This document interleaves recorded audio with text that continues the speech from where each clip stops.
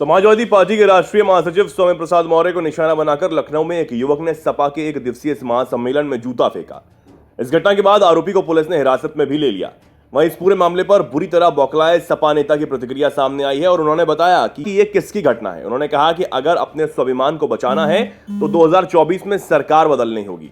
मेरे ऊपर भी कई हमले हुए और कई लोगों ने मेरे लिए सुपारी दी, लेकिन स्वामी प्रसाद मौर्य डरने वाला नहीं है।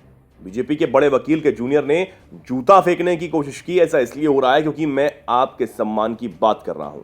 वहीं उत्तर प्रदेश के बदायूं से बीजेपी की लोकसभा सांसद संघमित्रा मौर्य ने अपने पिता और समाजवादी पार्टी के नेता स्वामी प्रसाद मौर्य के बयान पर पलटवार किया। उन्होंने कहा कि किसी को भी ऐसे बयान नहीं देने चाहिए जिससे किसी की आस्था को ठेस पहुंचे।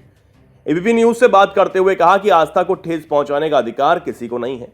रामचरितमानस विवाद पर समाजवादी पार्टी के राष्ट्रीय महामंत्री स्वामी प्रसाद मौर्य की सांसद बेटी संघमित्रा मौर्य ने कहा कि विवाद उत्पन्न हो ये हम नहीं चाहते।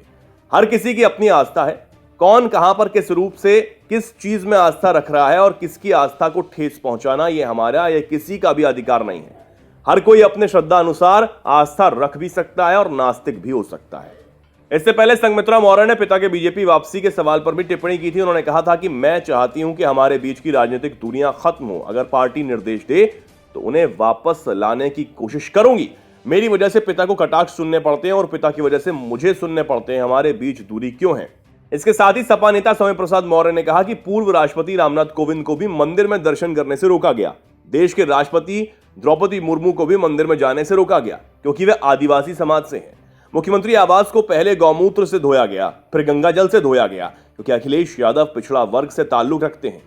मान्यवर काशीराम कहते थे कि ऐसे लोगों से सावधान रहना जो लोग अपने वोट का सौदा करते हैं। ऐसे लोग अपनी मां बहन की बेटियों की इज्जत के साथ भी सौदा कर सकते हैं। जो लोग पिछड़ों के दुश्मन हैं, हमारे आरक्षण के दुश्मन हैं, उनको 2024 में भगाने का काम करेंगे। बता दें कि स्वामी प्रसाद मौर्य ने साल 2022 में विधानसभा चुनाव से ठीक पहले योगी आदित्यनाथ कैबिनेट के मंत्री पद के साथ साथ बीजेपी से भी इस्तीफा दिया था। इस दौरान उन्होंने बीजेपी पर आरोप लगाया था कि बीजेपी ने सभी वर्गों के साथ अन्याय किया है। फिर वे इसके बाद समाजवादी पार्टी में शामिल हो गए और साल 2022 के विधानसभा चुनाव में बीजेपी के सुरेंद्र कुमार कुशवाहा के खिलाफ फाजिल नगर से चुनाव हार गए थे। इस खबर में इतना ही। ऐसी तमाम खबरों को जानने के लिए हमारा चैनल सब्सक्राइब करें।